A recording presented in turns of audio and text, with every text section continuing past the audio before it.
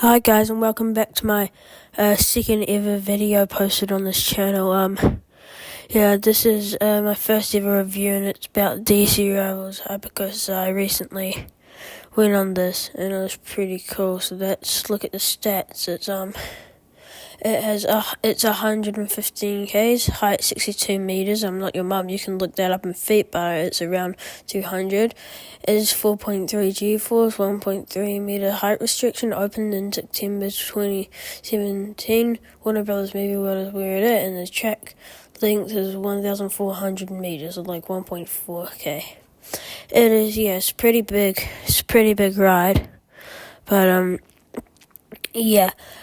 It's very long, especially compared to its sister coaster, I guess, the one in England, Hyperia. So let's get into the layout. So it starts with a right turn into a very tall chain lift just up when I'm going to go put it in speed. You can really tell how high this is when you're on it, man.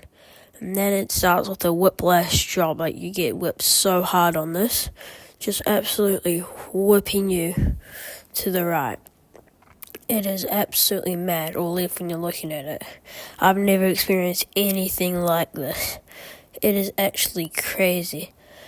But then it goes into a pretty big airtime hill, just up, and then to DC Rivals' most crazy part, the non-inverting loop. I think I did get whiplash on this. I think this is better than the drop. This is the most crazy part of DC Rivals. Way better than the drop. Well, not way better, but better than the drop. It's pretty mad. Then it goes into like switch around thing. And it's not that whippy outwards, but it's pretty whippy inwards.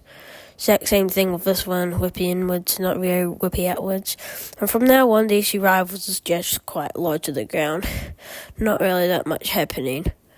So there's a bunch of airtime hill and twist, but then there's DC Rivals Helix. This is probably the worst part of the ride. You lose so much speed on this. I did a test. I rode it in the start of the day, middle of the day, and end of the day, and anyway, it lost a lot of speed.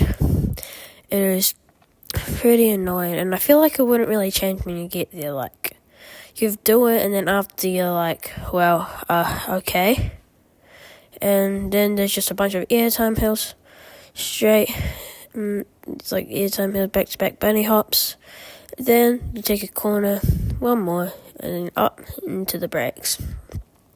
It is a good ride, but there's one thing that I sadly couldn't go on that probably changes the whole ride for me, the backward seat. Going to Coaster Studios is so much better than the frontward seats, and it's really fun. I've never met him before, but that's just according to that video where I took some inspiration off. I live quite close to Australia, so I go here quite a lot, but I know that some people won't really be able to do this. And then just imagine Hyperia with the backward seat. It will also be quite crazy. So that is practically just a finishing touch of my review of DC Rivals Hypercoaster. Overall, I think I'd give it a 7 out of 10. That's just forward seat. If I went on the backward seat, then it'll probably be a 10 out of 10. But that was my full in-depth, not really in-depth, because it's 4 minutes long.